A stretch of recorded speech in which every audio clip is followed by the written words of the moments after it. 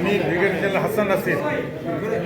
আমি বিডিআর হত্যাকাণ্ড, আমি আর এটা বিদ্রোহ বলবো না, বিডিআর হত্যাকাণ্ডের যে রাষ্ট্রীয় পর্যায়ের বা জাতীয় তদন্ত কমিশন হয়েছিল সেটা সেনা প্রতিনিধি হিসেবে দায়িত্ব পালন করেছিলাম।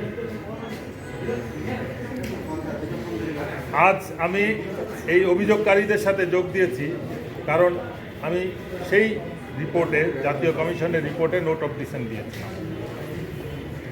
কেন আন্তর্জাতিক অপরাধ ট্রাইব্যুনালে এই কেসটা এখন দাখিল হলো? এতদিন বলা হয়েছে যেহেতু তারা সামরিক অফিসার, ইউনিফর্ম পরে, এই ধরনের কনফ্লিক্টটা জেনেভা কনভেনশনের আওতায় আসে, এখানে এই ধরনের মানবতা বিরোধী কোনো অভিযোগের কোনো সুযোগ নাই। প্রকৃত অর্থে সেদিন যেটা ঘটেছিল, এই অফিসাররা যদিও তারা ইউনিফর্ম পরার কারণে আর্মড কনফ্লিক্টে মানবতা জেনেভা কনভেনশনের আন্ডারে থাকলেও ওই দিন ওই পরিস্থিতিতে তারা সম্পূর্ণ নিরস্ত্র ছিল। তারা একজন মানুষ হিসেবে সেখানে উপস্থিত ছিল, তারা কোনো অস্ত্রধারী সেনাবাহিনীর সেনা সদস্য হিসেবে ছিল না, এবং তাদেরকে বেছে বেছে ডেকে ডেকে হত্যা করা হয়েছে। শুধু বুলেটে না, বুলেট, বেনেট এবং যত রকমভাবে অত্যাচার করে নিকৃষ্টভাবে তাদেরকে হত্যা করা যায় সেটা করা হয়েছিল। সুতরাং আজকে এই আদালতে এই জন্য অভিযোগ করা হয়েছে যে সেটা কোনো আর্মড কনফ্লিক্ট না, বিডিআরের সদস্য বা বিডিআরের অফিসারের মধ্যে কোনো কনফ্লিক্ট না, যে এটা অন্য কোনো আইনে বিচার হবে, সামরিক আইন বা বিডিআর আইন। এটা অ্যাবসলিউটলি এটা মানবতার বিরুদ্ধে অপরাধ বিধায় আন্তর্জাতিক অপরাধ ট্রাইব্যুনালে যে বিচার শুরু হয়েছে সেটা হবে। আরেকটা কারণ হচ্ছে শেখ হাসিনার ফ্যাসিবাদী কায়েমের প্রথম যে কার্যক্রম, সফল কার্যক্রম, সেটা ছিল বিডিআর হত্যাকাণ্ডের মাধ্যমে সেনাবাহিনী এবং বাংলাদেশ রাইফেলসকে অকার্যকর করা, এবং সেটা দিয়েই অন্যান্য পরবর্তী কার্যক্রমগুলো হয়। সুতরাং এটাকেই ধরে নেওয়া হচ্ছে যে ফ্যাসিবাদীর সূচনা ছিল বিধায় মানবতা বিরোধী অপরাধের যদি ট্রাইব্যুনাল কোনো মামলা শুরু করে তা সেটা শুরু হতে হবে বিডিআর হত্যাকাণ্ড দিয়ে।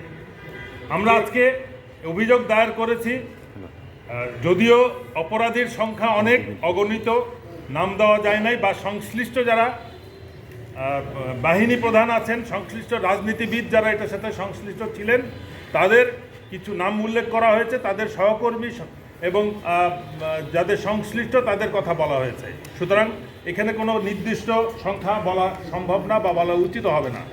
এরপরে তদন্ত কার্যক্রমে যারা বেরিয়ে আসবে তারাও হবে। কেউ যদি নিজেকে নির্দোষ প্রমাণ করতে চান, তাকেও তার জন্য প্রমাণ নিয়ে আসতে হবে, যার নাম আছে কেন সে আসামি হবে না।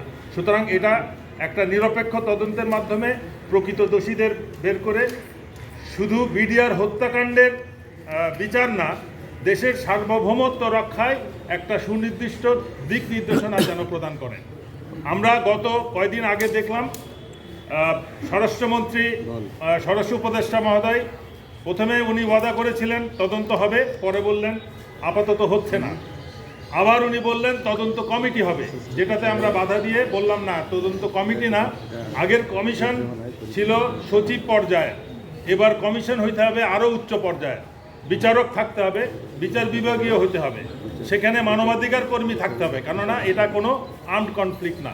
সুতরাং এটা মানবতার বিরুদ্ধে কোনো অপরাধ হয়েছে কিনা সেটা যাচাইয়ের জন্যে প্রয়োজনে আমরা বিদেশ থেকেও এক্সপার্ট আমরা নিয়ে আসতে পারি, তাদের উপস্থিতিতে তাদের ইয়েতে থাকতে হবে। দ্বিতীয় বিষয় যেটা, এটা কমিশন গঠন করাতেই শেষ না, কমিশনের টার্মস অফ প্রেফারেন্সটাও ঠিক হতে হবে। আগের কমিশনের টার্মস ছিল পটভূমি এবং যদি কোনো সুপারিশ থাকে, তো পটভূমিতে কিছু গল্প করে কোনো কিছু পাওয়া যায় নাই, আরও অধিকতর তদন্তের সুপারিশ করা হয়েছে।